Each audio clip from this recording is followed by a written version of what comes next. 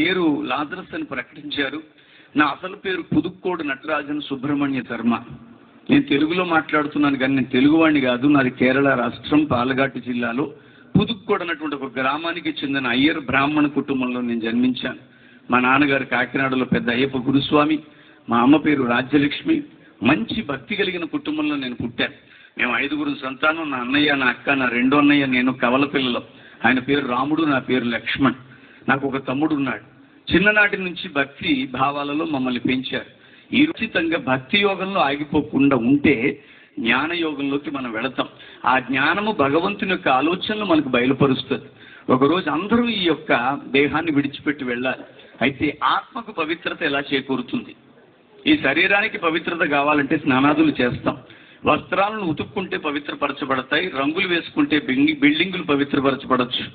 అంతరింద్రియాలు పాడైపోయినా సరే వాటికి కూడా ఈరోజు ట్రీట్మెంట్స్ వచ్చేసే పవిత్ర చేసుకోవచ్చు. కానీ వాట్ అబౌట్ యువర్ స్పిరిట్? నీలో ఉన్నటువంటి ఆత్మకు పవిత్రత ఎలాగ ఆపాదించబడుతుంది? సాధారణంగా అందరంటారు ఈ క్రైస్తవులు ఎప్పుడు కూడా పాపం గురించి మాట్లాడతారు, క్రైస్తవులు ఎప్పుడు పాపాత్ములు అని అంటూ ఉంటారని. క్రైస్తవ్యమే కాదు, మనకున్న సమస్తము పాపం పోగొట్టుకోవడానికే చేస్తున్నాం ప్రయత్నం. నేను ఎన్నో అయ్యప్ప స్వామి భజనలు చేశాను ఇలాంటి వేదికల మీద. ఈ కొవ్వూరు, రాజమండ్రి ప్రాంతాలకి మండపాలు కట్టడానికి నన్ను ప్రత్యేకంగా తీసుకొచ్చేవారు. చివరిలో ఒక ప్రత్యేకమైన మాట అంటారు. భజనంతా అయిపోయిన తర్వాత, పూజంతా అయిపోయిన తర్వాత, అరుంజుం அறியாமலும் தெரிஞ்சும் தெரியாமலும் நாங்கள் செய்ய எல்லா பாவங்களை பொறுத்து காத்து రక్షిక్కుం సత్యమాన పొన్ను 18 బడిలో వసిక్కుం అని మలయాళంలో చెప్తారు. అందులో ఒకే ఒక్క ఉద్దేశం ఉందండి. అరుంజుం அறியாமலும் అర్థం కాక అనాలోచితంగా, తెరుంజుం తెలియామలం తెలిసి తెలియక, నాంగల్ చెయ్య ఎల్లా పావంగళై మేము చేస్తున్న ప్రతి పాపము నుంచి పొరుత్తు కాచి రక్షిక్కుం కాచి కాపాడి రక్షించు దేవా అని అర్థం. రక్షకుని కొరకు చూస్తుంది మానవ ఆత్మ.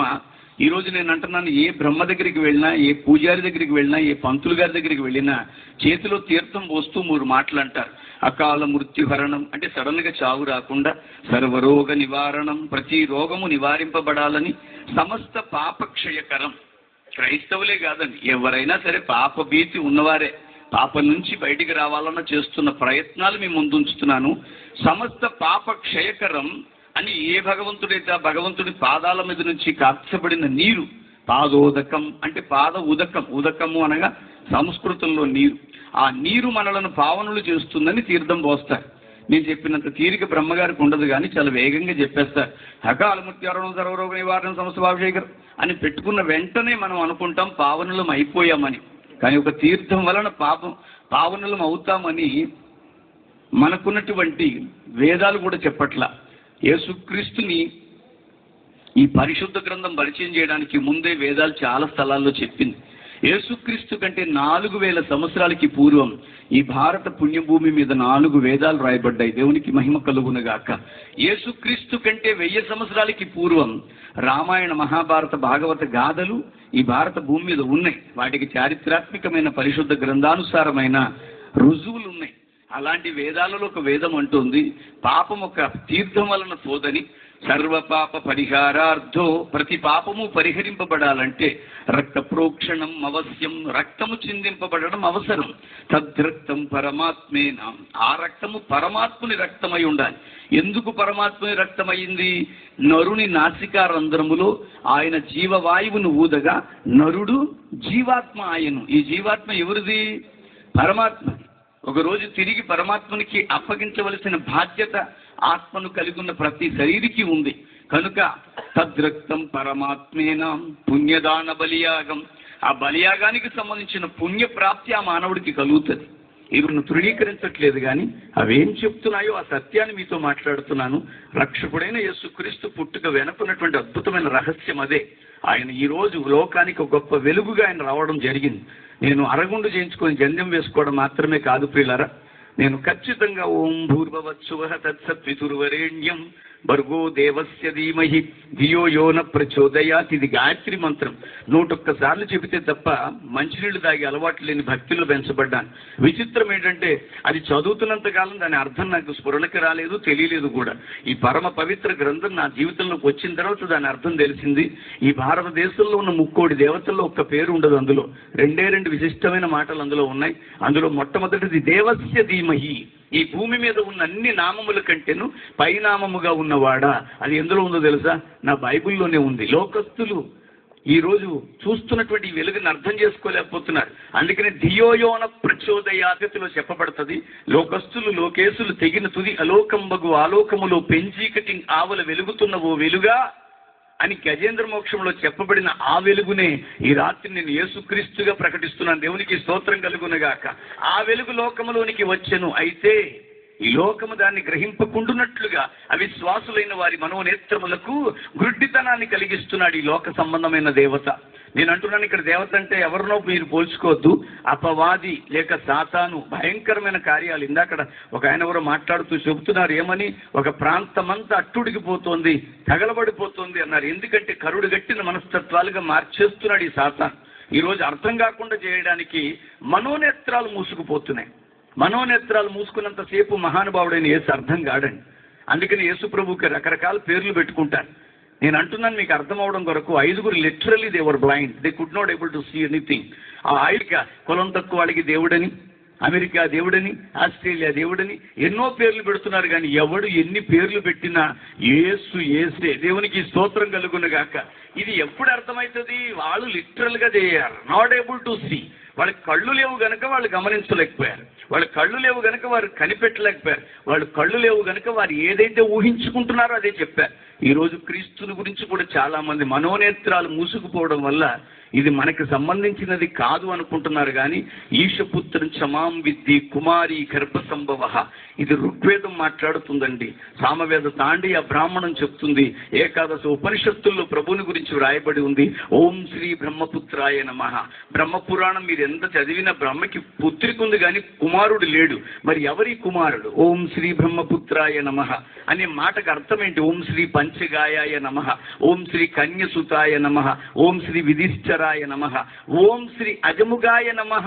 అజము అంటే గొర్రె అని అర్థం అండి. మనకున్నటువంటి సహస్రనామావళిలో ఇవన్నీ ఉన్నాయి. వీటన్నిటిని బట్టి ఇవన్నీ ఎవరిని సూచిస్తున్నాయంటే, ఇదిగో లోక పాపములను మోసుకొని పోవు దేవుని గొర్రెపిల్లగా అవతరించిన ప్రభువుని గురించే. దేవునికి స్తోత్రం కలుగునుగాక. కనుక ఆ ప్రభువుని విజ్ఞానముతో లేక జ్ఞానముతో అర్థం చేసుకోవడానికి ప్రయత్నం చేస్తే పాపాన్ని నుంచి మనల్ని కాపాడడానికి పుట్టాడే తప్ప మత స్థాపకుడిగా ఆయన పుట్టలేదు.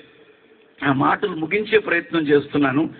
యేసుక్రీస్తు కంటే 563 సంవత్సరాలకి పూర్వం ఒక మహానుభావుడు జన్మించాడు. ఆయన ఉత్తమమైనటువంటి స్థితిలో రాజయ్యాడు, వివాహం చేసుకున్నాడు, బిడ్డగన్నాడు. ఒకరోజు ఆయన రోడ్డు మీదకి వచ్చినప్పుడు అడుక్కునే వాడిని ఒకరిని చూసి, ఏందయ్య ఇతను చేస్తున్నాడంటే, ఇతను భిక్షాటన చేస్తున్నాడు రాజా. ఎందుకు చేస్తున్నాడంటే, అందరి పరిస్థితి మంచిది కాదు, కొందరు ఉన్నవాళ్ళు కొందరు లేనివాళ్ళు అనేసరికి ఓహో మానవ జీవితంలో ఇది ఒకటి ఉందనుకున్నాడు. మరో సందర్భంలో బయటకు వచ్చినప్పుడు ముడతల పడిపోయిన దేహస్తున్న ఒకరిని చూసి, ఏంటంటే ఇతను ఇలాగున్నాడంటే వార్ధక్యంలో ఉన్నాడన్నాడు. మానవ జీవితంలో ముసలితనం అనేది ఒకటి ఉందని గ్రహించుకున్నాడు. అంత మాత్రమే కాదు, మరొక సందర్భంలో బయటకు వస్తే పాడి మీద పెట్టుకొని ఒకరిని మోసుకొని వెళుతుంటే, ఎందుకంటే అతను అలా పట్టుకెళ్తున్నారంటే అతను పట్టుకెళ్ళట్లేదు, అతను పోయాడన్నారు. పోవడం ఏమిటంటే మరణం అనేది ఒకటి ఉందన్నప్పుడు విశిష్టంగా మానవ బ్రతుకుల్లో భగవంతుడికి ఏదో ఉద్దేశాలు ఉన్నాయి.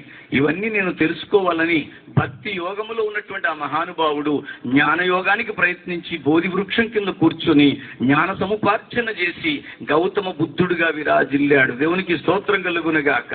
ఆ గౌతమ బుద్ధుడు ఒక ప్రత్యేకమైన పుస్తకం రాసి ఏమన్నారంటే, నా వెనక వచ్చు వాడు యోగ్యుడైన వాడు, ఎవరైతే ఆయన యందు విశ్వాసం ఉంచుతారో వారిని మోక్షానికి తీసుకెళ్తారని ఆయన రాసినటువంటి ఒక ప్రత్యేక పుస్తకంలో చెప్పబడింది. అంత మాత్రమే కాదు, ఆయన బౌద్ధ మతాన్ని స్థాపించి అనేక మంది హైందవులను బౌద్ధులుగా మార్చారు.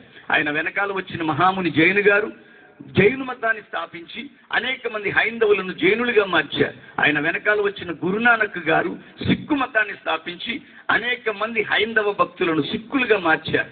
నా యేసు ప్రభు ఏ మతం స్థాపించలేదు, ఏ హైందవుడిని క్రైస్తవుడిగా చేయలే. ఆయన మార్చడానికి రాలే, మనం మారాలి క్రైస్తవులుగా. దేవునికి స్తోత్రం కలుగునుగాక. ఈయనెవడి ఆయన అలాంటి కార్యమే చేయలేదు, ఆ కార్యం చేయడానికి ఆయన రాలేదు. ఈరోజు యేసుక్రీస్తుని అలాంటి ఒక పాజిటివ్ ఐతో లేకపోతే నీకున్న జ్ఞాననేత్రంతో కనిపెడితే ప్రభు దొరుకుతాడు. కృపనివ్వడానికి వచ్చాడే తప్ప మతం మార్చడానికి రాలేదు. ఈ క్రిస్మస్ సందర్భంలో నేను మరొక మాట చెప్తున్నాను. నేను అన్నవరం దేవస్థానంలో అర్చకత్వంలో నిలబడిన అనుభవం నాకుంది. ఇంద్రగంటి గోపాలకృష్ణ గారని ప్రధాన అర్చకులుగా పనిచేసి రిటైర్మెంట్ తీసుకున్నారు. వారి కుమారులు ఎప్పటికీ ఇంద్రగంటి బెనర్జీ గారని ఒక ఆయన అర్చకత్వంలోనే ఉన్నారు. నేను అక్కడికి వెళ్ళినప్పుడు అందరి చేత పుష్పాలు పట్టించి ఒక మాట చెబుతాం, యాని కానిచ పాపాని by any means we are under sin, యాని కానిచ పాపాని జన్మాంతరకృతాని చ తాని తాని ప్రదక్షంతి పదే పదే పాపోహం పాపకర్మాణం పాపాత్మ పాప సంభవ. మన పుట్టుకే సంభవం, పాపంతోనే పుట్టింది. మన ఆత్మే పాపం, పాపాత్మ పాపకర్మ, ఇవన్నీ పాపాన్ని గురించే చెబుతున్నాయి. అప్పుడు అంటారు పాపోహం పాపకర్మాణం పాపాత్మ పాప సంభవ త్రాహిమాం కృపయా దేవా శరణాగత వత్సల. కృపను అనుగ్రహించువాడా నిన్ను మేము శరణు వేడుతున్నాము అని అర్థం. ఎవరు చెప్పినా దీనికి ఇదే భావం చెప్పాలి. త్రాహిమాం కృపయా దేవా శరణాగత వత్సల అన్యదా శరణం నాస్తిత్వమేవ శరణం మమ. ఇది మన్ని నేను వెర్రోళ్ళ మాట్లాడలేదండి, సత్యాన్ని మేము ముందుంచుతున్నాను. జ్ఞానవంతుల మధ్యలో మాట్లాడుతున్నటువంటి జ్ఞానంతోనే మాట్లాడుతున్నాను. ఇక్కడ ఉన్న వాళ్ళు ఏమో మామూలు వాళ్ళు కాదు, అద్భుతమైనటువంటి జ్ఞానవంతులు. వీరి ముందు నిలబడి మాట్లాడడానికి భగవంతుడు నాకు ఇచ్చినటువంటి సందర్భాన్ని బట్టి మనస్సులో